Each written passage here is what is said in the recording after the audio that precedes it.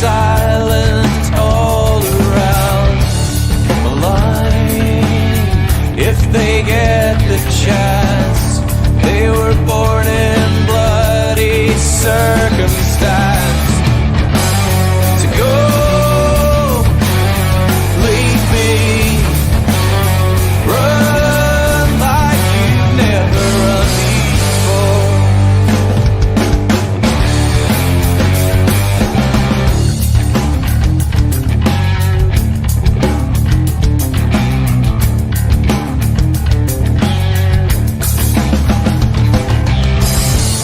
A voice from the underground, given room to breathe, not but be drowned. So die if you get the chance. Better men than you've been left this dance. To go,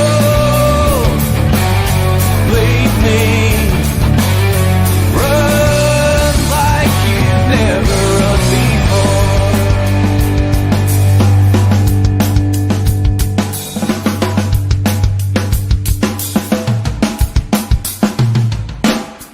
I have seen the worst, and there is nothing left for me to hate, so I can lay me down, my brothers, on the ground. I bled today until Coyote comes to raise me up and carries me away. To go, leave me, run like you never did. No,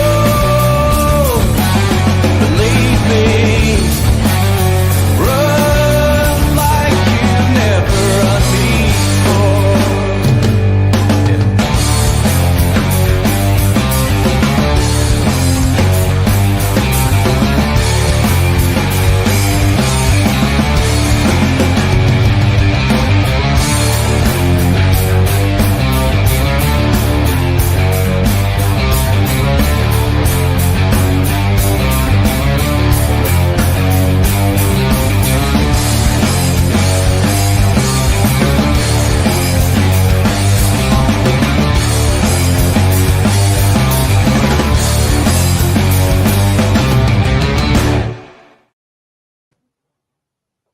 Well, hello and welcome to the Scottish Rugby Podcast in association with the Scottish Rugby Blog. How are you doing tonight? I'm Craig, and joining me tonight is someone who has offered himself to Steve Tandy as an emotional support dragon, Allan McDonald. How are you doing? Very well, thank you, Craig. Good, good. And also joining us tonight is someone who is suing the BBC for £1 billion for not cutting and pasting Nigel Farage's racist rants, so all you get is talk of pints and cigarettes. Mark, how are you tonight? I'm very well indeed, thank you. Good to be here. Good. A bit of we're going to have to start off. We have a statement from the Scottish Rugby Podcast, or on behalf of the Scottish Rugby Podcast. So, Alan, you're going to read that out for us, please. Thank you, Craig. It has come to our attention that a member of our pod said famed dancer Darcy Bussell would be better at tight head than Darcy Ray. Saturday has shown this to be untrue, and we as a pod would like to unreservedly apologise for basing our estimation of Mr. Ray's likely Scotland performance on how he plays for Edinburgh. Thank you. Truly a heartfelt apology from all of us to Darcy Ray, and more on that, I guess, later on. We I had to mute my mic there. I was trying to be. I had to look away to try and be serious because it just, it is because no comment anymore. We're going to stay out of that completely. Hello and welcome to the Scottish Rugby Podcast. Our podcast is part of the Sports Social Network. Don't forget to give us a follow or a like on your favourite podcast app. If you're watching on YouTube, please hit the subscribe button and don't forget to give us a follow on social media. You can find all the links to our site you can find all the links on our site, www.scottishrugbyblog.co.uk. If you're listening on Apple and like what we do, please leave us a review on Apple Podcasts. If you'd like more content and want to support what we do, you can subscribe to our Patreon from just £3 a month plus the VAT. And if that gives you access to our super secret Facebook group and the second part of tonight's podcast, where we get a little bit more, opinionated. And we also go to our patented or patented, is that the right word? Our now infamous or famous Hands in the Ruck section as well. And you also get Patreon exclusives as well. So, gentlemen, how's your week been? My week's been very good. You'll know I didn't make last week, but the week before I agreed to sell my house. It took me several days to come down off the ceiling, and when I did, I realised that as much as that's fantastic, I now need to find a place to live. So the last week has been reading home reports and all that, and I've now started doing viewings, so it's quite exciting. I'm not locationally tied to anywhere, so actually I saw a place over by Straven yesterday. Good rugby club in Straven, and I'm seeing a place down by Biggar tomorrow, another good rugby club down by Biggar, and on Monday a place over by Ayr. I believe they have a rugby club too. So yeah, and then there's a really good rugby club at Cooper as well. So in Fife, you just I've been looking at Fife as well. I really fancy the coast. So you never know. I'm just the world's my crustacean. So yeah, amazing. I've had a good week. Thank you. Good. And Alan, how are you? Are you still feverishly dealing with the sick and demented? Yes, well, I'm dealing with the feverish sick at the moment, given that it's flu season. So yes, that's a bit close to home, actually. Well, I can only apologise for last week. I was one of those people that fell down to the flu. Well, it was a sick bug that got me, so I was busy. Let's just say yodeling while the pod was due to start. So unfortunately, we couldn't have the pod that night. So our apologies to everyone who was tuning in last Thursday. So we will move on swiftly, and there's only really one bit of news until we get into the Scotland squad, etc., which hasn't been announced yet. But I'm sure we've got an opinion on who should be playing. But Scotland has announced the Scottish women's rugby players that are being supported for next season. Yes, you've heard that right. One season they are going to support players at this moment, 1 year at a time. 28 contracts and 7 developmental support contracts as well. Alan, I'm really disappointed at 12 months. I just felt we're starting to get. I would have thought they put this aside. Let's get the World Cup out of the way, and then we're going to sort it out in the turn of just after the World Cup and get all these contracts sorted out. And they've come out and said, yeah, we're going to give you 28 contracts, 28 full contracts, and 7 developmental contracts for 1 year. How are we supposed to develop? How are we supposed to develop our women's team?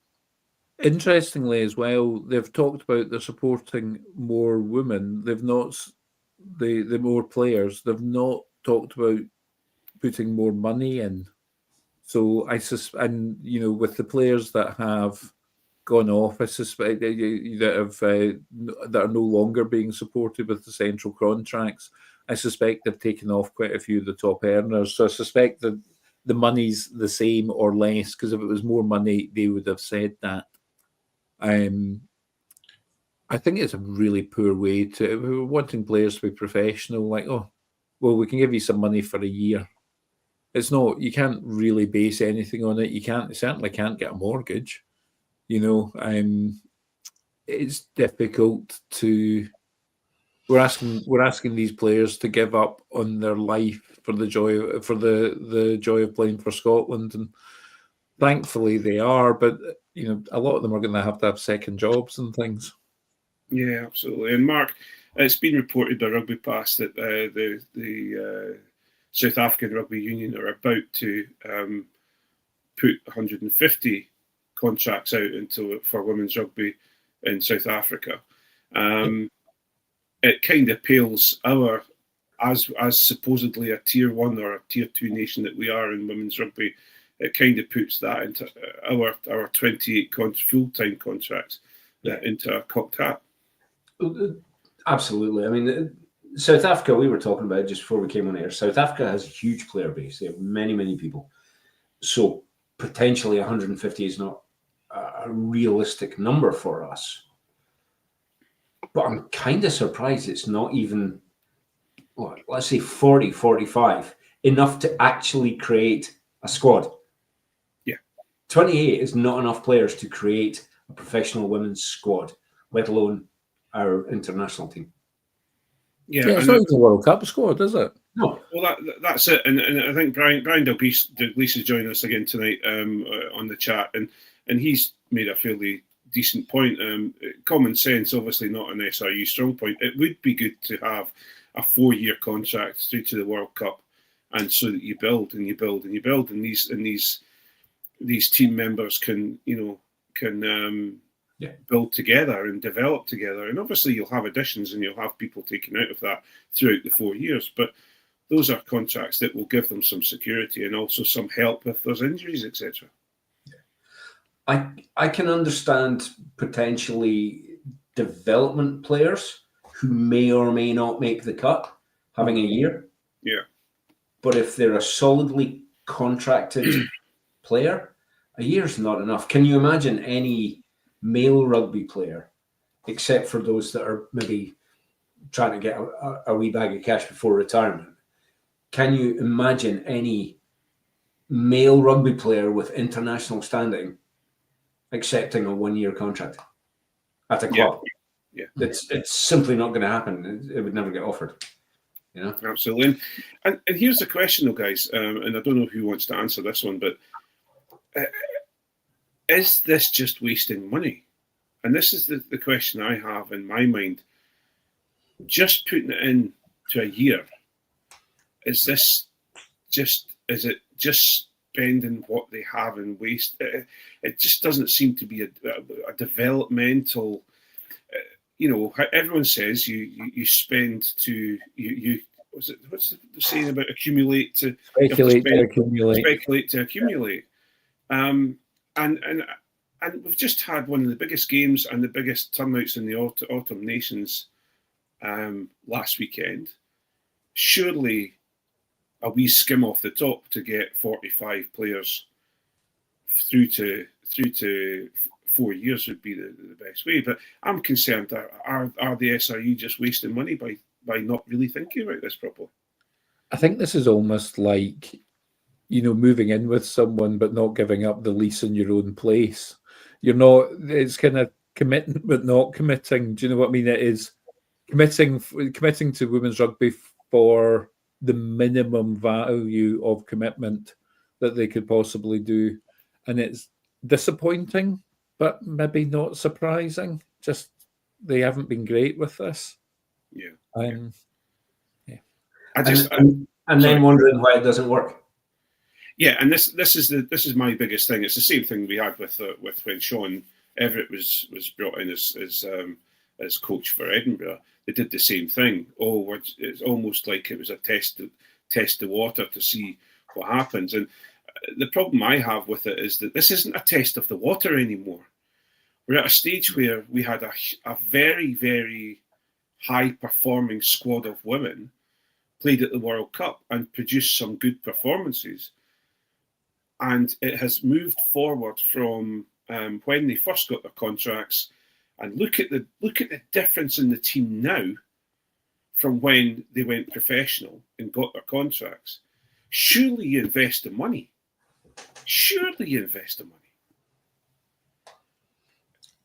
You'd have thought. Yeah. Yeah. We've got the proof of concept, but the investment has been lukewarm. Yeah, absolutely.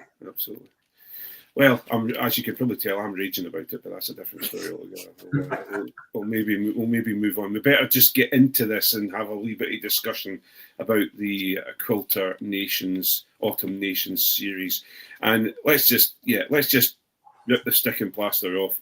Wales 28, Argentina 52. Oh, sorry. I had to just put that in. I just had to put that in there to cheer Johnny McGinty up. And that was it was quite an interesting one. Anyway, that's a different story altogether. We might have a discussion about Argentina fairly soon and how maybe devastating they could beat us as well. But anyway, that's a different story. Scotland 17, New Zealand 25. We had Nick Berry as a referee, and we'll discuss him maybe in the hands in the ruck, because we've had a couple of hands in the rucks about Nick. Tries from Ewan Ashman and Kyle Stain, Cam Roygard, Will Jordan, and the well discussed, quite unnaturally talented Damien McKenzie. Gentlemen, let's start. Mark, a good performance from Scotland?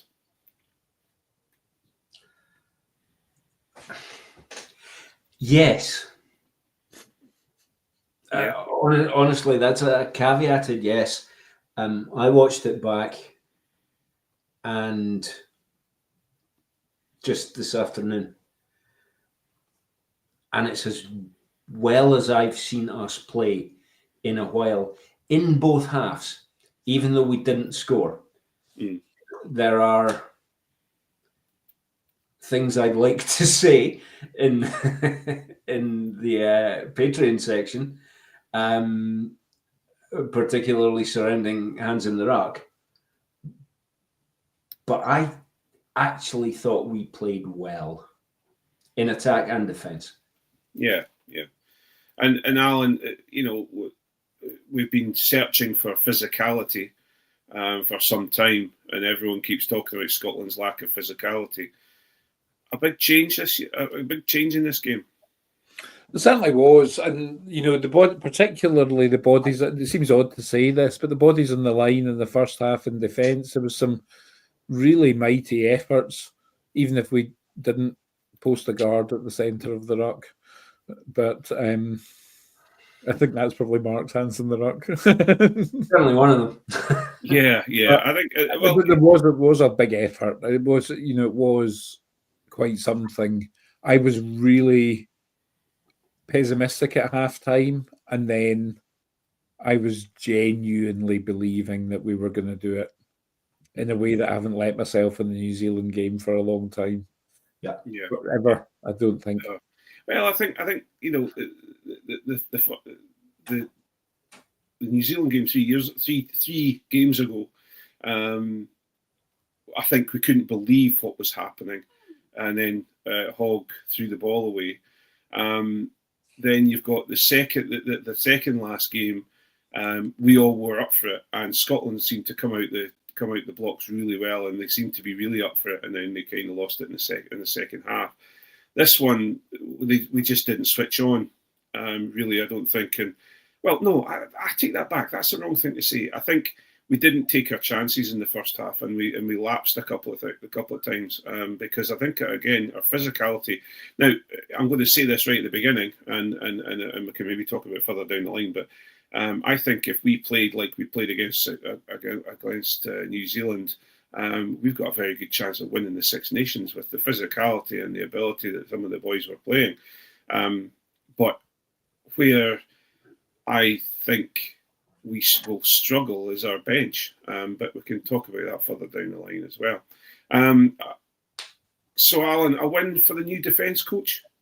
Apart from maybe Ewan Ashman, and if we aren't talking about Ewan Ashman about lineouts, which we couldn't really talk about Ewan Ashman about lineouts, we have to talk about him somehow. So ruck defence maybe be the thing, but certainly our new defence coach seemed to do a good job for us. Yeah, definitely. And given that was the second outing for them with the new defence coach, and the first outing wasn't really a test of our defence. So No. I think that's they did well, and maybe the error at the ruck that led to the first try. Maybe that's what happens when you're still thinking about a system rather than it being embedded. Maybe that's your head's too full of should do this, should do that, and not actually you're not as able to play heads up in what's in front of you. Yeah. Maybe. It would certainly be an excuse for it, and thankfully would mean we'd be less likely to see it again. I was really conscious, and I actually went to the stage. I took it down on my notes that they scored their first try at 2 minutes and 40 seconds, and their second try at 39 minutes and 40 seconds. So we've kept a very good New Zealand side scoreless for that 37-minute middle period of the first half. And both of our try were not them beating our defence. Both of our tries were us, let's say, being sleepy. Because it's... Yeah. They were brain fades. Both of their tries were brain fades on our part. Yeah. For the intervening 37 minutes, we shut them down. And there was a lot. I mean, I thought we were going to concede tries long before that point. There was a lot of very, very, very good defence there. Yeah. I think it's one of those situations where I think we play very laterally now, but my main concern. Well, there's lots of concerns I have about this game, and we'll talk about them, I guess. But one of my concerns about when we're talking about coming up against the All Blacks defence is that we really were only starting to break through either with the physicality forwards, which is not something I would usually say, or I'm not used to saying. But the other side of things were kick passes from Finn, long passes from Finn, and my concern is when we don't have Finn, who we may not have at this next game, how are we going to deal with that? Argentina will be a different kettle of fish anyway, but when you come up against a team like New Zealand that are defensively well drilled, my only concern is, and I was going to just question you back, Mark, and I'll maybe ask Allan first of all, New Zealand, a good team? ? Are we really coming up against a good New Zealand squad? So it is not the best New Zealand team, but a bad New Zealand team is still not a bad team, or a team that is less good by their standards, because of the number of people that play rugby, because of the part rugby plays in life in New Zealand. It's still an All Blacks team. Yeah. And instead of picking they've often picked kind of second stringers or not the bench players get a run out against us. That didn't feel like that was happening that didn't feel like that's what was happening last Saturday. Mark, you're shaking your head. Oh, I'm agreeing with Allan. I don't think that's what happened last Saturday. I think New Zealand treated us with more respect than they've had to for a long time, which has got to be good news for us, right? Yeah, I think they'll be pleased that they've won. They won't feel that they scraped a win. They will feel pleased that they got the win. Yeah, which I don't think many Kiwi teams would have felt about playing at Murrayfield before. Yeah. And let's have a talk about standout players. Apart from the aforementioned Mr. McKenzie, who changed that game completely, and I think if he'd been on the field maybe 20 minutes earlier, we could have been in a different situation. But it pains me, and maybe I should have included it into our statement at the earlier part of this podcast. But the old Australian kind of, was one of the best players in the park, and we have a laugh about it and we talk about it a lot, and I push mostly Glasgow Warriors fans buttons by calling him the old Australian and constantly arguing against Johnny McGinty and John Anderson. But he is a quality player, but he really showed his stuff on up against maybe his old enemy from Australia to New Zealand. He really seemed to turn up well, Mark. Yeah, he did. I thought he was fantastic. I found myself, after seeing the Italy-Australia game, I found myself quite saddened by the fact that Australia are being put to bed by one of the liners and Rhino Smith, who was brought up in Melbourne. And I would love to be playing them this autumn and give Dempsey the enjoyment of beating them also.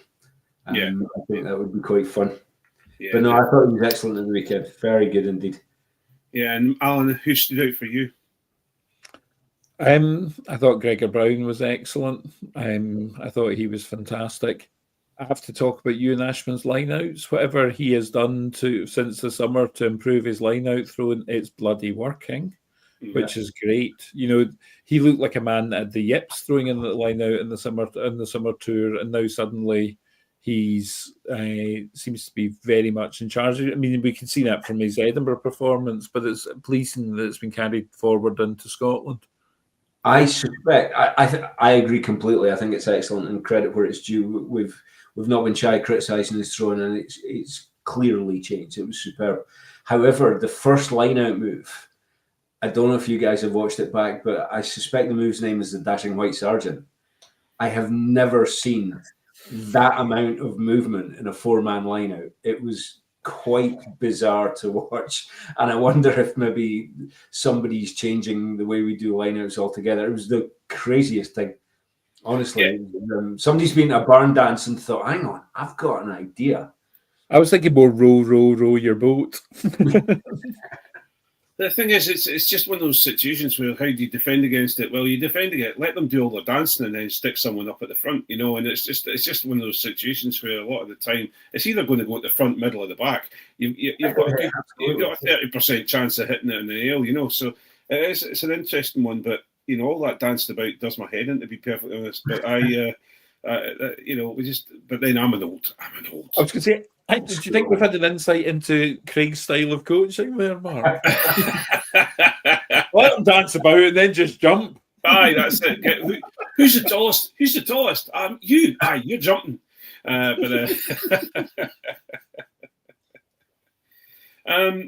For me, I've got to say, Rory Hutchinson has finally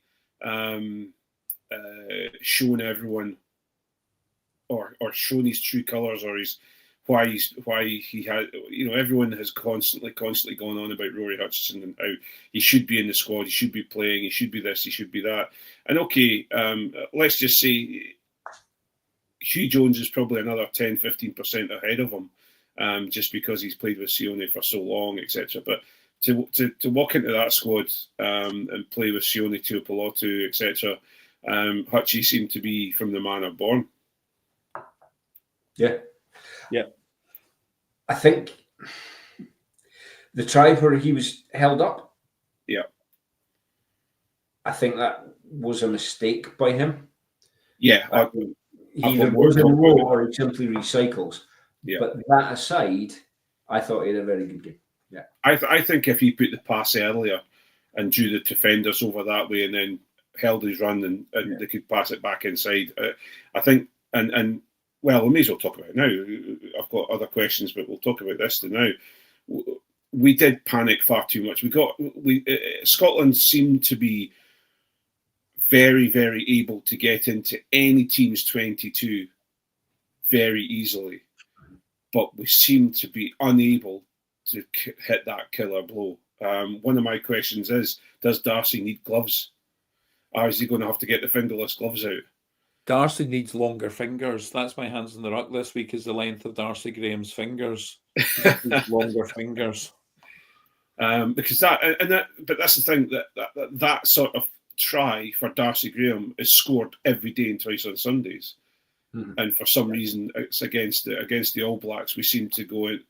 Mind you, I think it's been a constant, especially with the last 2 years. I think we continually and Edinburgh suffer from it as well. Not so much Glasgow now, but we get into 22s and then we cough the ball up, whether it's a knock on, whether it's a held up over the line.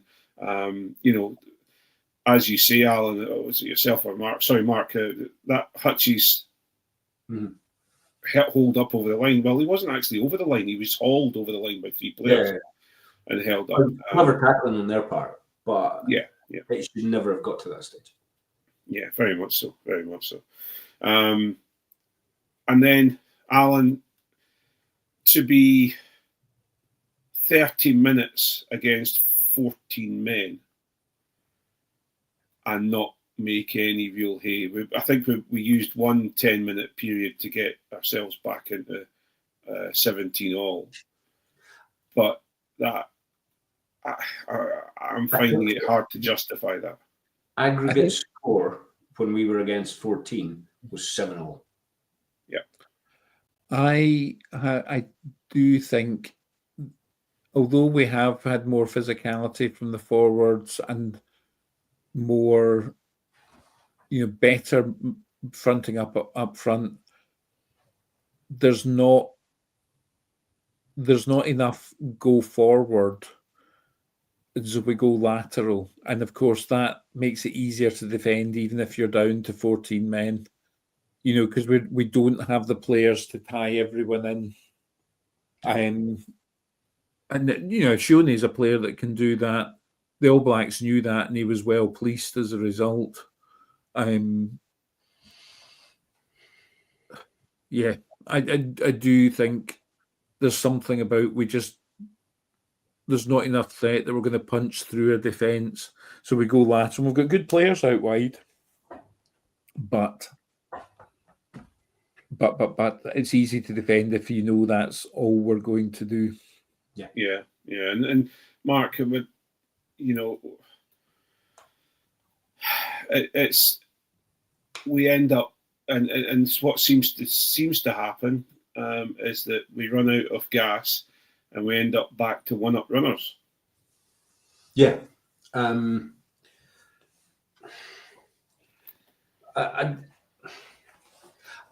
think Alan's hit the nail on the head. We have a reputation for going wide early, right? This is it. Get the ball wide, get out to our strike runners, etc., etc. And I think there's absolutely a place for that, and it has served us well against teams with a slightly poorer defence, or teams that are more likely to be in open play, broken play. But I think the problem is that this is what we've been playing for several years now. Yeah. So teams like the All Blacks, all the good teams, they know exactly who our danger players are. Darcy got no room whatsoever, because you give him room, you give him a 20-meter head start, he's gonna step you, right? Yep. He didn't get a 20-meter head start at any point. So yeah, I think our attack is maybe looking a little bit predictable now. Yeah, and that is a concern, and we'll maybe talk about this in the Patreon side, because I think we need to discuss that too, and what now for the Scotland squad. But Mark, Kyle Steyn, Yes, is he the death knell for Duhan van der Merwe? I think he might well be. I think we'll see Duhan again. I think we'll certainly see Duhan against Tonga. I think Duhan's biggest challenge is that he's probably not a bench player, because he is very much I've used the phrase flippantly in the past, he's a one-trick pony. But let's be quite clear, it's a very, very good trick, right? Yeah. But that means he's not the best bench option. So I think Duhan starts or doesn't play. Kyle Steyn, I don't think I said it on the pod. I think I was saying to you guys when we were chatting offline that a few weeks ago, Steyn reminds me an awful lot of Maitland, in that he's one of these players that has a great rugby brain. He never seems to do anything particularly wrong, and he's always in the right place at the right time. I was struck that try he scored at the weekend, and I posted it on the chat. You know, we have the chat going when we're watching. If that had been Duhan would have made a graceful dive in the corner. Steyn has the brain to know that every point counts, and he runs it in field by about 15 yards. Yeah. And Finn nails the kick. And that's the difference between the two players. Steyn does that without question, because he's thinking about the bigger picture. I think it's oversimplistic to say it's a death knell for Duhan, because, I mean, let's face it, all three of our wingers have been plenty fragile over the years, and there's a lot of rugby to be played, and it's an attritional game. So Duhan will always be there or thereabouts. But when everyone's fit for the biggest games, I think it's going to be Darcy and Kyle. Yes. Yeah, I suppose I wouldn't even go the fact. I don't even. You know, I asked the question, but I don't think I believe it. I think it's more. The more that I believe is that Jamie Dobie is the death knell for Duhan van der Merwe, because you can't have. You don't need a winger on the bench now when you've got Jamie Dobie, who will play wing, who will play scrum half. In fact, I think Jamie Dobie's one of those players that would play second row if you give him a chance. But it just seems to be that, you know, we've got Tom Jordan there now who fill in the rest of the back row, or the back three, I should say. You've then got Jamie Dobie who'll cover the wings and cover 9. The only issue, and you've got, and Tom Jordan will step in at 10 if he needs to. So, you know, you really are at that point where, and you've also got, for example, wing wise, you've got Tom Jordan come in at fullback, and Blair Kinghorn can come in into the wing, you know, so because he plays wing regularly for Toulouse. So, you know, sorry, I'm getting, there's a young lady who wants to come up, she's bugging the crap out of me, so I'm having to bring her up to get her to shut up a little bit. So yeah, it's for those of you not watching and just listening to the podcast, Craig's talking about his dog. Yeah, sorry, I apologise. I never really thought about that. But yeah, Beatrice is here, and she's been bugging me and whining at my feet while we chat. So my apologies. So she's now sitting up in my lap, and it makes a difference, because usually it's Alan McDonald's cat that's up on the table. So he's banned from this room because I've got a Zen guard, and I'm always worried he's going to pee in it, and that would upset my Zen. Well, on that note, we'll probably call it quits at the moment on the free to air, and we'll head over to the Patreon, and we can be a little bit more forthright with our conversation about Scotland rugby, and also do a little preview about Argentina. Thank you so much all for tuning in and listening to us yap away about different things. We will be back next Thursday, and we'll be able to talk about Argentina and whether it's been an absolute rout, or whether we've actually going to beat them and look like we fulfil the promise that we showed against New Zealand. Thanks go to Allan and Mark for joining me tonight. And I was going to try and skim over that, Alan. So, I mean, you were so close to the perfect game on the free pod.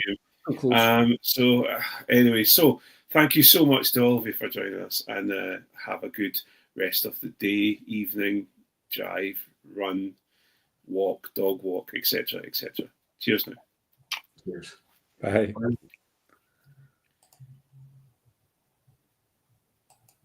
Guys, just so you know, I'm trying something different. I'm just going to mute all our mics.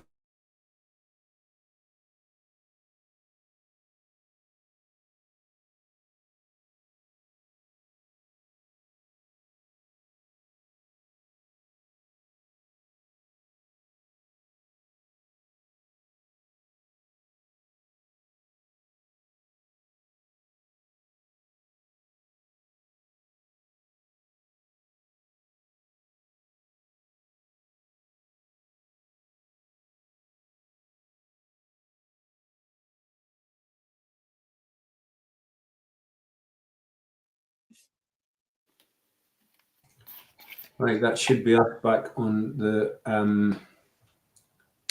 extreme. Excellent. Well, there we go. First half of the pod down, and we're into the Patreon side of things. Hello, all you lovely patrons. It's nice to be with you tonight. And well, what a weekend!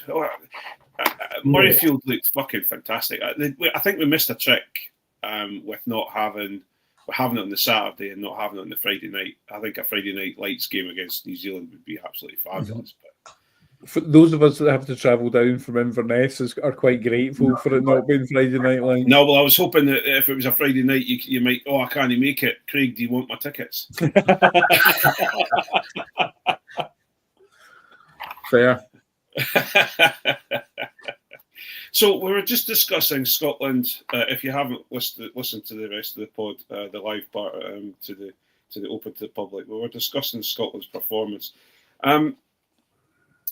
Our bench is a bit creaky though, and Damien McKenzie showed what a good fucking bench is all about.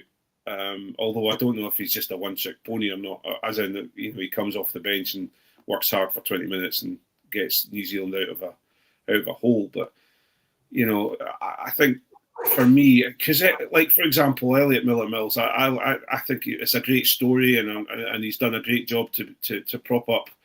Did you get that, Alan? Did you see that? I like that. Nice pun, thanks very much. To prop up the scrum for Scotland, but he just kind of looked like someone out of his depth running around the field. Maybe I'm sure he isn't, but it just he came across as sort of a.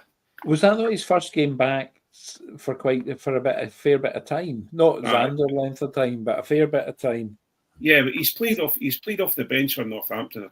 Is it Northampton? It's Northampton.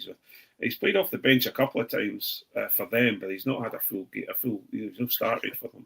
But he is probably our second choice prop. Well, he is our standard bench prop.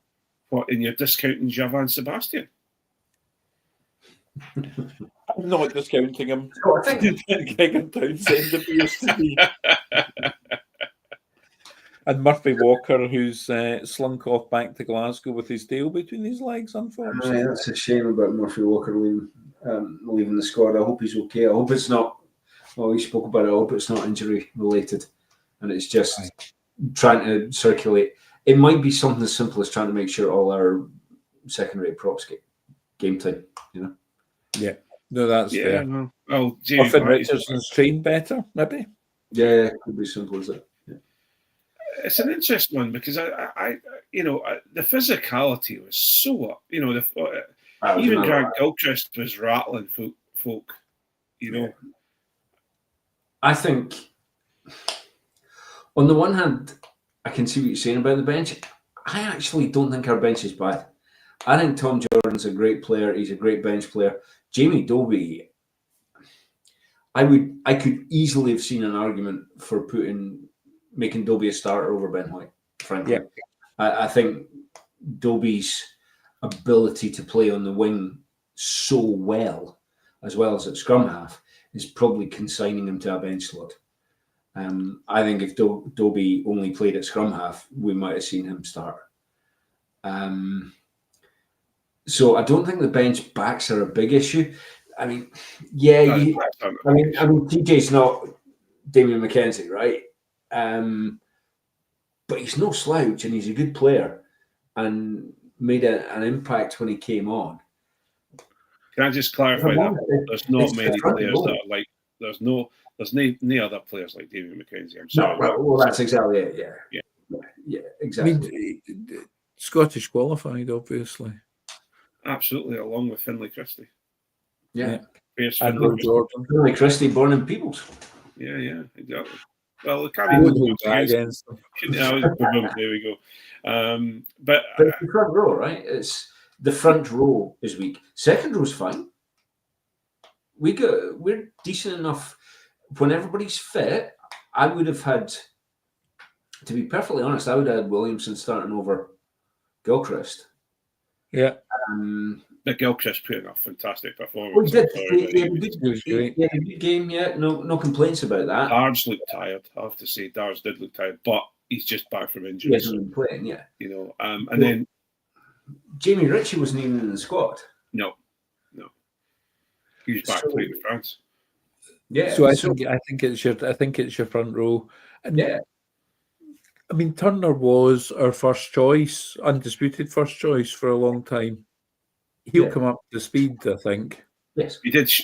Well, he continued his quest to get multiple head injuries again on the weekend. He's been trying to do that at Quins, and then he came on and he took a few head dives into rucks and stuff like that. I do fear for him with his recklessness. He's you got know. I really do. absolutely no regard for his own personal safety. Yeah. And what you worry about is trying to make a mark so you can continue Scotland career, and you just think to yourself, man, you just got to be careful. There's sometimes you just have to say you're man and let somebody else do the job. That sounds terrible because from a coach. I think. Yeah, I mean, I love Turner. I mean, I've always just thought he was just such a fantastic player. He's good in the set piece, but his loose play and his aggression on both sides of the ball, I've absolutely loved. But he looked every inch the guy that's been off the scene for a couple of years and hasn't been playing top class rugby in the interim, and that's how he looked on Saturday. You say that, although Peter Steph du Toit is playing in Japan and is roughly the same age as George Turner. So, Well, yeah, Fucking, and both similar levels of players, right? what a fucking player, Steve. That Steph du Toit was just like the most Afrikaans person I've ever listened to or talk. He's the only person in all the documentaries that would just speak Afrikaans. He wouldn't speak anything else, but he is. What a wonder! He just. And Malcolm Marks, he played something like 65 minutes as well, or 70 minutes. Yeah, it just. The only thing we can look forward to is at the next World Cup, these guys are going to have to be parking their Zimmers beside the pitch.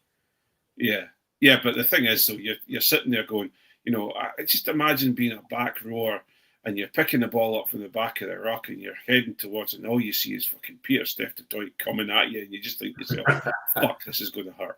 He is a monster. That's when you offload, isn't it? Yeah, Johnny, your ball. I always used to do that at the beginning, but that's a different story altogether. But no, just amazing. But anyway, and you have to, Alan. You look at Scotland now, and are we? We keep talking about these world-class players that we have, and these world-class players that are being either wasted with Townsend or are being wasted in Scotland, or are they the golden generation? Are we going to see us reversing quite quickly when they start retiring? What's your thoughts on that? I'm suspicious of people using phrases like golden generation.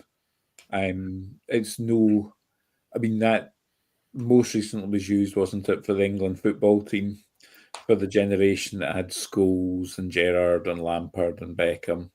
And actually, they've been a lot more successful long after that golden generation. So I think there's probably a degree of self-regard that comes with such phrases. That said, it's going to be a long time before we see another Finn.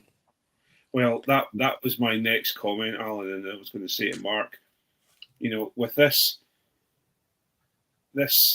lateral play, and both of you can answer this because I'd like to know your thoughts, but this lateral play that we're sticking to, and Townsend is sticking to, because we've got phenomenal ruck speed nowadays, and our forwards are clearing the rucks really quite well nowadays, but we're not. The only time we seem to draw in players is when we get into 22, and that's when the forwards start rumbling it up and then they knock it on, etc., or get turned over. We don't tend to do it in the middle of the park. So we're forcing Finn Russell to do something special. Is there someone out there that's going to continue that journey, or are we going to fall down when Finn Russell isn't playing, Mark? So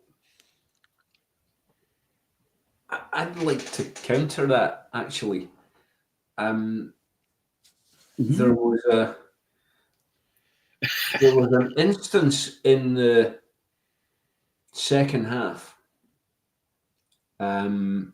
when we had our dander up and very much momentum was on our side. I think it was when we were drawing. I forgot to take a note of the timestamp. I usually do that for things I want to talk about. But Finn went for a crossfield kick to Darcy when we had a 3-on-2 overlap. One of the three being Kinghorn, who we know has legs, and the guy on the end of it being Darcy, who we know is an arch finisher around the halfway mark. Nobody's forcing Finn to make that pass. We get a guy that's not so ready to make that kick pass and just puts it through the hands. We might not score, but we'll certainly make serious yardage. So, yes, Finn does some wonderful, wonderful stuff and things that no other player on the planet's doing. And it has kept us afloat. But sometimes you need him not to as well. And he's Alan, better. Oh, sorry, Craig. No. So I was going to ask you. So are we saying that Finn's the problem, or are we saying that? No. I don't know if you've noticed, I'm not getting any whiskey with me this evening, so I'm definitely not saying Finn's the problem. I think that would be a take that would be thermonuclear. But no. But look, Finn's much better now at choosing options and going for the percentage play. But I think there is an element, if you've got a Finn, it is tempting to build your game plan around using him too much rather than doing other stuff. Yeah. And if we don't have a Finn, do we have a slightly more prosaic game plan that actually plays the percentages slightly better?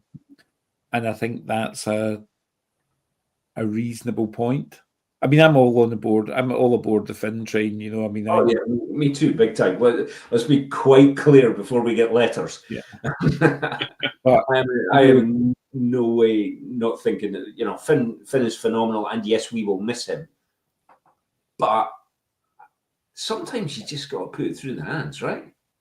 And, widening out to other sport and to rugby, it is not always the best collection of individuals who win championships. Sometimes it is the best teams. And I think most functioning as a team. That was one of my points I was going to talk about as well, is the fact that you're seeing an all-powerful Finn at Bath.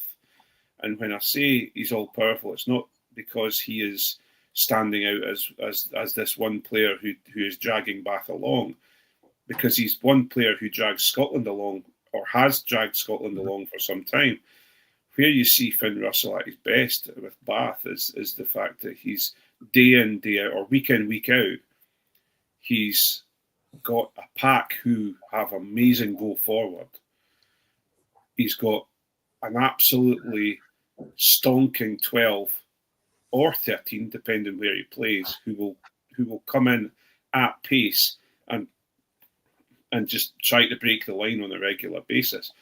And I think that's where Sione was countered on the weekend quite dramatically. I think they didn't concentrate on Finn Russell; they concentrated on Sione. If you look at Sione and what he did on the weekend, he was, he braced for impact regularly. He was running at pace, but then he was hunkering down to go into contact, because that's all he did. He wasn't he couldn't find the space that he usually runs into.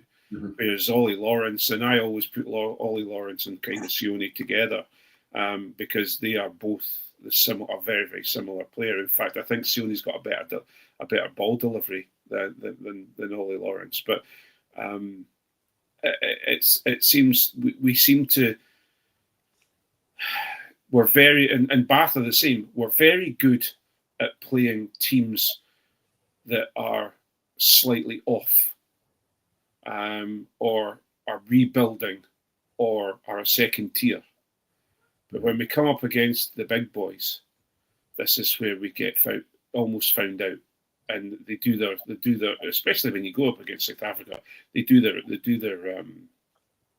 homework, and I've got a feeling we've got that with England this year as well. Is it that we're getting found out, or is it that the big boys are the big boys for a reason?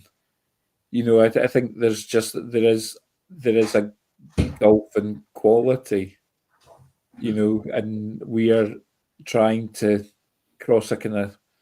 God, I nearly said cross a Rubicon. I'm sorry, I slipped into commentator cliche, but we are trying to cross this massive divide, and we're trying to do it with a kick pass.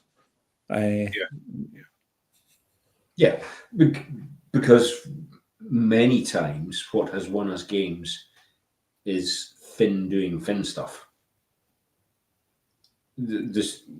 We've asked the forwards, or our hope has been that the forwards can achieve parity. When was the last time that you went into a Scotland match against one of the bigger teams saying, well, our forwards will dominate, so then we can cut loose with the backs? Against South Africa, against England, against Ireland, our forwards, we hope for parity, and then it needs something special from the backs, and that's what Finn gives us. Yeah. Well, so here's a question for you boys. Then, so we'll talk about Argentina in a minute, but Six Nations. Personally, the only team I'm scared about in the Six Nations is England. I think if we can play like we did against New Zealand, we'll be all over Ireland. Because I think Ireland are aging, and they're now getting to that point where they're now starting to have to cheat even more overtly, and they're getting found out because they're aging. I'm just writing down the timestamp for that so I can clip it. The All Blacks had to cheat pretty fucking overtly against us, to be honest. Yeah. It's not like the All Blacks being so dirty. I was like, it's not like the All Blacks getting caught so often. And we also had Nick Berry, who we've had a Hands in the Ruck, and we'll maybe talk to Hands in the Ruck in a minute. But I about him, and I was kind of thinking to myself, actually, he was a bit shit against us, and then I thought he then was all right against us, and he went against New Zealand for a wee while, and then and then we got 5 penalties in a fucking row in the last 10 minutes, which just fucked us. So I thought Berry was all right, and I thought he was all right too. But, and I was at the game, and you know how bad I am with my dander up. I come back and usually think, oh, the ref was right about that. But despite I thought he was okay, but I did think for a period in the second half that he maybe had a problem with one of his arms, because he gave everything to the team running right to left in the first half, and then for the beginning of the second half he also gave everything to the team running right to left. Yeah, that was us at that point. Sadly, like you say, it changed. Back to reffing after his stroke. That's all I'm saying. What did he stroke? Nick Berry has not had a stroke, just to be clear. I wondered what was stroking. Anyway. So, well, we've talked about. So let's just quickly move on. We've got Argentina at the weekend. I was almost about to use a cliche, because we talk about Argentina and we say they're very much like the old France. We don't know which Argentina is going to turn up. If it's the good Argentina, we're fucked. If it's the crazy Argentina, we're all right. But the crazy Argentina turned up at fucking Wales and took them absolutely fucking apart. Juan Pablo Matero. Apart from as I said in our chat, along with he's the full package: racist, homophobic, massive lock, and he's got a lovely left foot. You know, it's just like he's a full package. Yeah. Who had the back rower taking an intercept and putting in a 30-yard funt down the middle of the pitch? it was just like holy fuck. And then he's got what did I think it was Lee off the Blood and Mud today said they have Carrera squared now, and those two Carreras boys. I know that I don't think they're brothers. I think they've just got Carreras as their second name. But holy mother, those boys can play. Mm-hmm. So I think I agree with what you're saying. It's the way it used to be with France. You know, you never know what Argentina is going to turn up. But I think probably as a result of their involvement in the championship, you're less likely to get the daft Argentina than you used to be. I think they're getting better at. Well, even if you get the daft Argentina, you're getting a fucking strong Argentina. Yeah, big time. Yeah, I'm taking nothing for granted this weekend. Oh, I've definitely got the fear about it. We should beat them at home. I don't think we should read too much into them beating a absolutely dire Welsh team. But I still don't think we should be taking them lightly. No. Yeah. I think there's one thing I will take for granted is there's probably going to be a massive scrap at some point involving at least 5 players. I really want to see Jamie Ritchie playing. He'll get right under their skin. Oh yeah, but I don't think we'll actually see him. I think you might find that that Darge gets a start now. You never know, but the one person that's going to fucking rile them up is going to be Dempsey anyway. It's Dempsey's going to come out the blocks. Either that, or you're going to see Dempsey get. Well, no, they're not going to rest anyone because I don't think you'll put. Would they put anyone else in instead of Dempsey at the moment? Because you're looking at some of these big fucking boys from Argentina. You're needing someone who'll rile them up and rattle them, I suppose. Do we play Matt Fagerson at 7 though? Because I don't think Fagerson was bad per se, but I'm not sure the back row balance was right. No, I'm a Christie boy. I don't think Darge isn't starting. I don't think Fagerson has had his best game for Scotland, and I have to say I can't help thinking he's not a 7. He's not. The way we play, if we're really set on this wide game that we keep talking about and get out there fast winners, we need a fetcher. Yeah. Darge, obviously our first choice.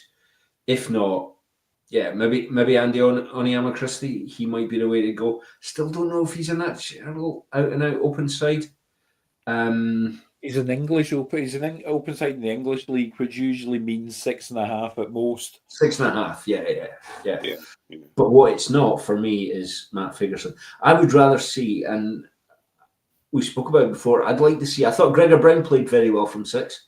Well, you might see him and you might see Gilchrist and Williamson in the engine room and Gregor Brown out in the. I'd like to see Gregor Brown at 6 again. Dempsey at 8, and Darge at 7, but seriously pissed off for being benched Matt Fagerson coming on with 20 minutes to play, because angry Matt Fagerson is great to bring on. You probably couldn't have Fagerson and Bayliss on the bench then. So would you put Onyema Christie? I've got a good question about Bayliss, because I really like Bayliss. I like him as a person. I like him as an open play player. My question though is, every time I see Bayliss going into contact, he goes backwards. I've never seen him break the gain line. Every time he's gone in, he's come up against someone who's bigger and nastier. Now, he's quick. He's got quick feet. He's quick on the wing. You know how they play a back row forward or a hooker on the wing. At certain points, he's great at that job. That's a brilliant job, and it kind of floats into the whole thing of Townsend likes to spread the ball wide quickly and things like that. But I've never I'm going to say this, and we used to fight against this regularly on the podcast, but I don't know if he's big enough. Yeah. He's quite light. I mean, he's rapid as, I think. Oh, yeah. We spoke about it before the game. I think he's a great option for a 6-2 split. Yeah. Because I think if you stuck him in the back, stuck him out on the wing, he wouldn't look out of place. I mean, yeah, and if you've got a lump like Marshall Sykes as well sitting on the bench, then he works out well, you know. Exactly. But yeah, what's the guy's name? Livy boy. Is he injured? Plays for Edinburgh. Oh, Luke Crosby. Crosby. Yeah. I don't know if he's injured. I would like to see him given a run out because I think he's also an abrasive little shit. Yeah. I think he's injured. Right. Yeah, I think he is as well. Because I quite like him as a bench option because I think he gives a bit more abrasion and a bit more go forward than the likes of Bayliss. So are we playing a 6-2 bench at the weekend? I think if Tooney thinks that that's where their strength is, i.e. the forwards, I think that's what he'll play. Yeah. I think Tooney plays for a defensive bench rather than what will we use to attack, what will we use to shore things up. I think I agree with Mark. I think it's a 6-2 split. It'll be 5-3 for Tonga. You see, I think it's going to be a 5-3 against Argentina. Easy. I think we've got the counter the running attack. Who would so you'd have Dobie, Jordan, and who else? Duhan. Yeah. Do you know what? Actually, with that bench, you could possibly put Duhan on your 5-3. Put him in there, or you start Duhan. Sorry? Or you start Duhan and bench Kyle. No, I'd have Stain playing. I think he needs some more time in the Scotland shirt. But I think where I would Darcy and play Duhan. No, because see the thing is though, and this is let me okay. Apart from take that boy's name out your mouth, what the big thing, the problem you have with that is that Duhan, whether we like it or not, is a fucking defensive liability, and as we've seen, the Argentinians like to boot a ball through and chase it, and Duhan is rubbish on the back foot when that's anything. So I don't. Yeah, when that's the case, far rather it was Kyle Stein back there. I'd far rather have Kyle Stein. Kyle Stein defensively was fucking brilliant against us, against New Zealand. Where I don't know. I would probably, the only other person, if we are going 5-3 split, you'd probably maybe bring in Stafford McDowell, so that you've got a heavier hitter than Hutchison to come in if need be. And you've got the potential of Schrodinger's bench, haven't you? Because Stafford's played blindside a few times for Glasgow, so he could do a job. I mean, he's a big lump of a lad. He's about 6'3" or 6'4", isn't he? He's not 6'5". I thought he was 6'5", but then, I mean, that might be rugby program height. Having seen John Barkley, he is not his rugby program height. But it's an odd one because I think we are at a point where the ideal Scotland team now is a 6-2 bench, because we are at that stage where we go, well, Jamie Doe will cover that and Tom Jordan will cover that, and that's where we are. And if we have a winger to go down, then you put Tom Jordan and you put Blair King onto the wing. You have or if Rory Hutchinson goes down in a 6-2 split, Kyle Stein steps onto the wing and Jamie Dobie goes onto the wing, or Blair Kinghorn does, and Jordan goes to fullback. Yeah.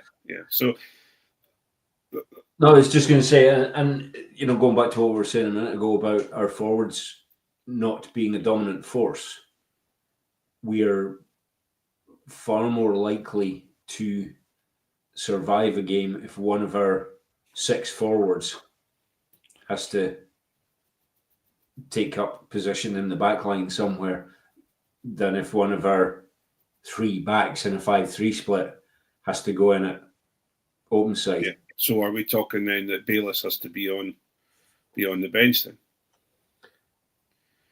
because that's where Bayless is. He's naturally, there's not. If you look at all our forwards, who are you putting on into the back line? Has Gregor Brown not played in the wing? Finished a couple of games in the wing for Glasgow, or was that Ewan Ferry? I think that might be Ewan Ferry. Maybe, yeah. So yeah, maybe that's it because of Bayless's speed. Yeah. So what are we? So are we winning or are we losing against Argentina, boys? Scotland by 12. Confident, like it.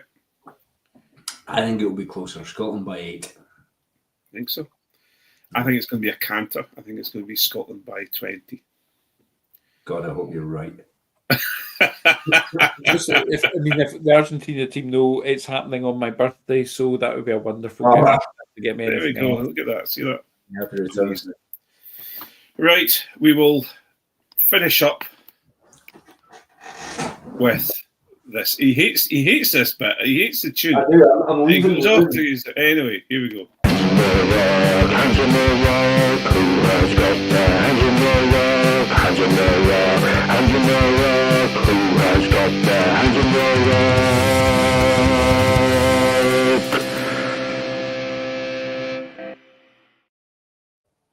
Those of you who are not watching, Mark Riley always ducks out for another drink at this point in time when we play the Hands in the Ruck song because he doesn't like it.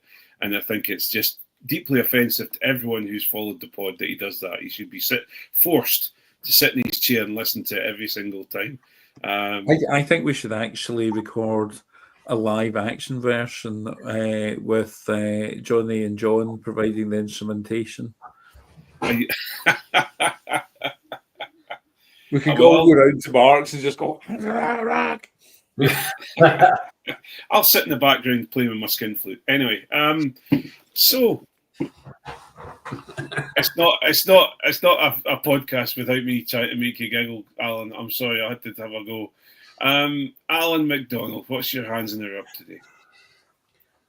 Well, I gave it up earlier. I was going to say it was the length of Darcy's fingers, but come back to me. Go to Mark and I'll.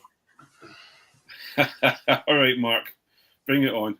Yeah, so I have so many after this weekend. We could talk about our lack of composure, our top 2 inches play, which I think is what made us suffer. But what I do want to ask about is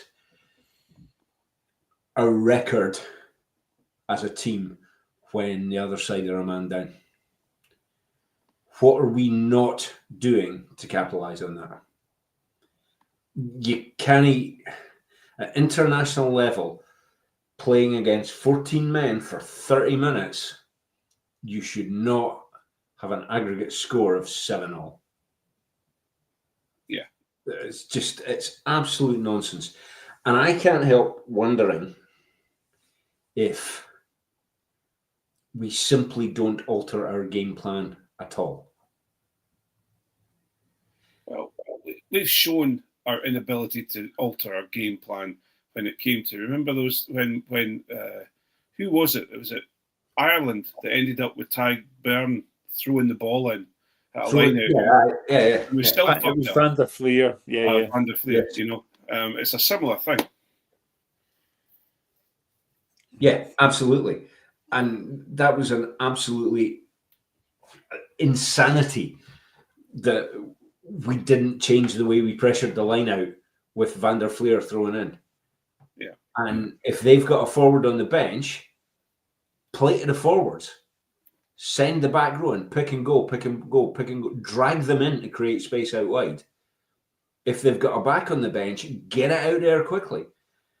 I think we just continue with whatever we were doing. And that just seems insane to me. I mean, maybe my thinking is too simplistic and I just can't work it out correctly, but that just seems absolutely insane to me.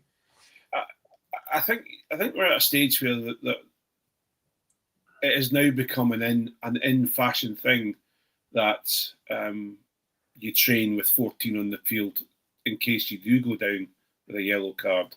And I think a lot of teams now are focusing on that. I know that Razzie used to do that a lot. And I think we have to be in that. We have to be aware of that. It is harder and harder to score against 14 men. But maybe we need to train when we have 15 men and the opposition have 14. Maybe we've got that the wrong way round. That's what I'm looking for. Yeah, not when we go down to 14, when they do.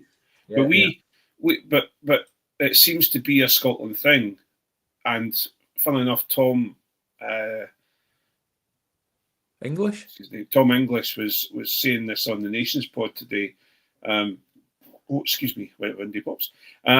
He was saying that we have this. We keep talking. We keep talking about Scotland need their forwards to step up, and Scotland have a psychological issue.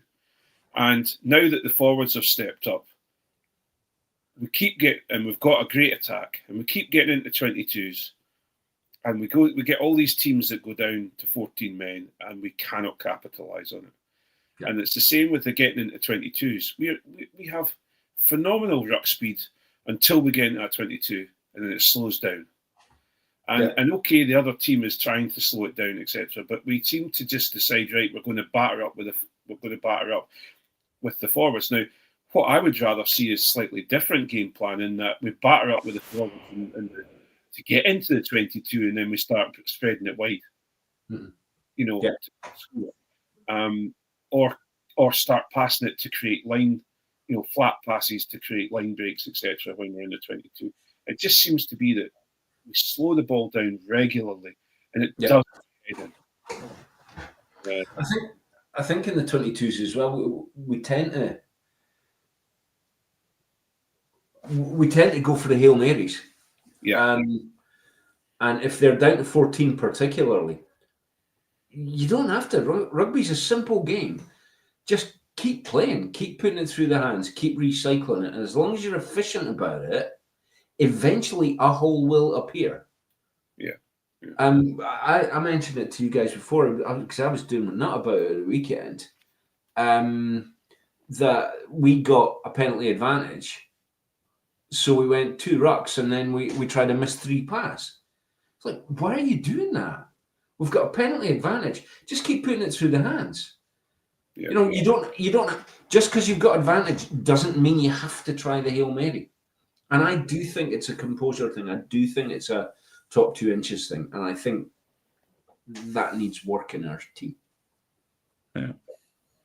Well, before we come to you, Alan, we've had a hands in the up from Matthew Riley on our super secret Facebook group. Well, we're talking to everyone in the Patreon anyway, so it's you dance fans. If you're podding this week, I'd like to offer the following. Nick Berry. He clearly doesn't like Scotland, and his particular inability to see that Darcy Ray had Ethan de Groot on toast alongside a particularly tart marmalade. Closely followed by the section of Scotland supporters who will not hear criticism of the referee because Tooney must go and we bottled it. Both of these things can be true at the same time. We can be refed out of a game in the first half by someone who has demonstrated on a regular basis that he doesn't want us to beat big teams, and we should have taken our chances in the second half. No arms tackles that regularly stopped the siege in the 22, but weren't penalised notwithstanding. If I want to rant about the first bit, let me be, please. I struggled a little bit because he very kindly sent that a little bit early, and I had a look at it and tried to look at Nick Berry, and I understand. I just think he was what we asked for is consistency with a referee, and he was consistently against us in the second half and against New Zealand in the first half, I think, but we've talked about this regularly about how most referees don't know what the fuck's going on in a scrum in the first place anyway. But I do agree that Darcy Ray, hence the apology at the beginning of the pod, Darcy Ray did play one of the best games I've ever seen him play. He was bloody great. He was excellent. Yeah, good play.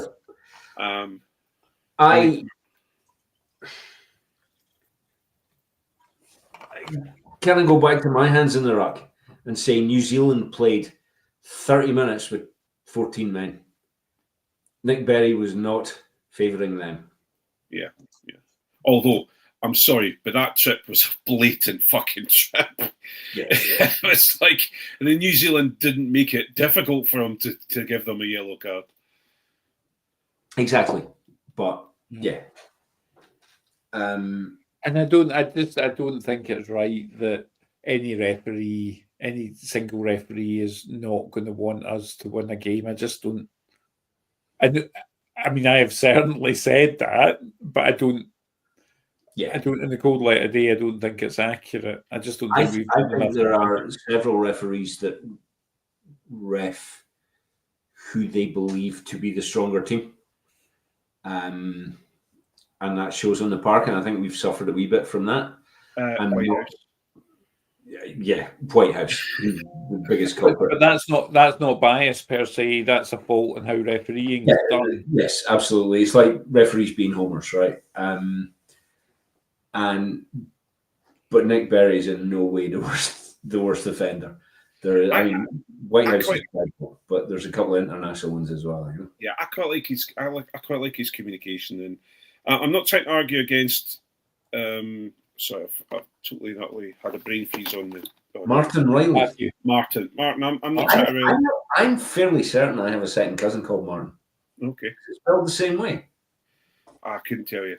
I don't know how your cousin spells his name, Mark. Hang on a minute. Sorry.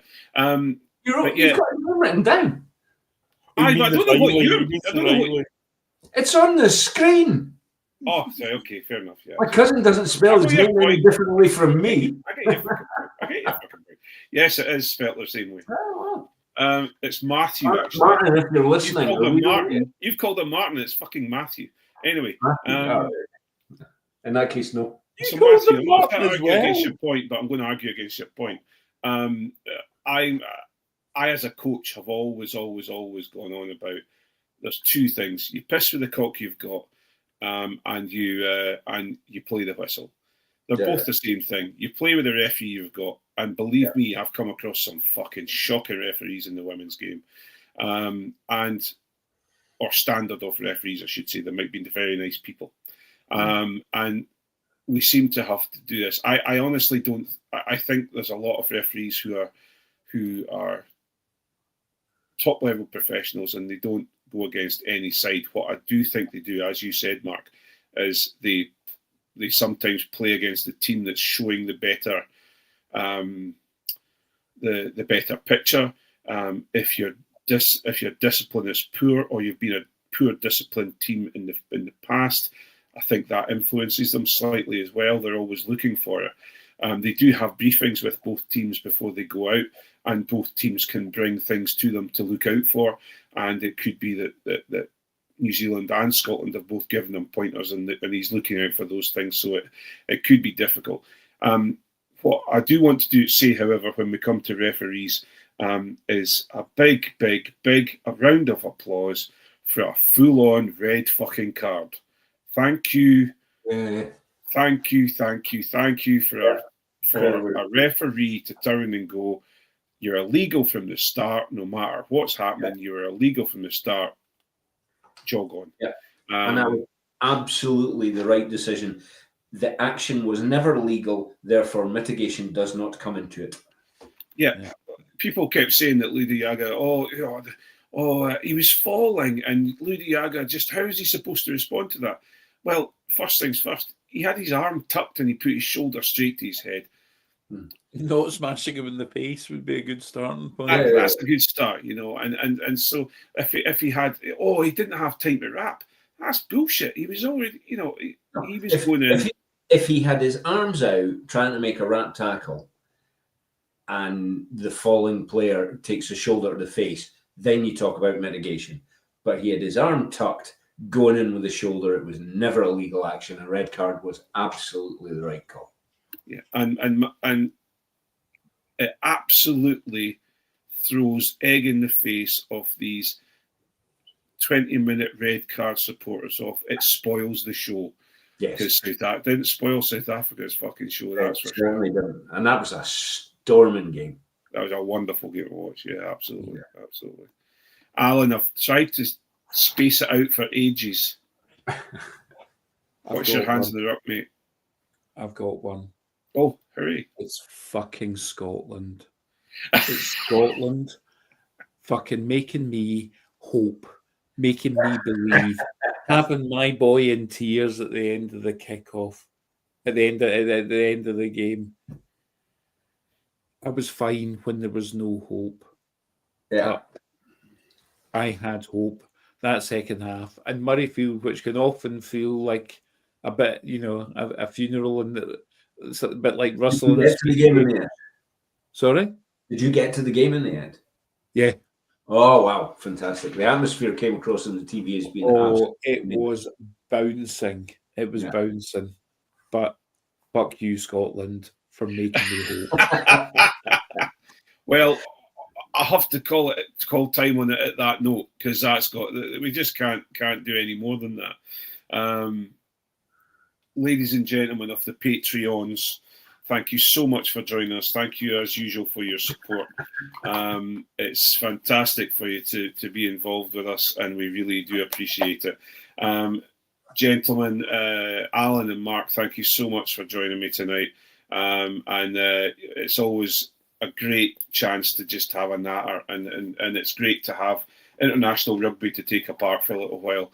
And you always come up with the goods and make it a good pod. So thank you so much for joining me tonight. And on behalf of the two boys, and sorry, I don't mean to call you boys, the two men.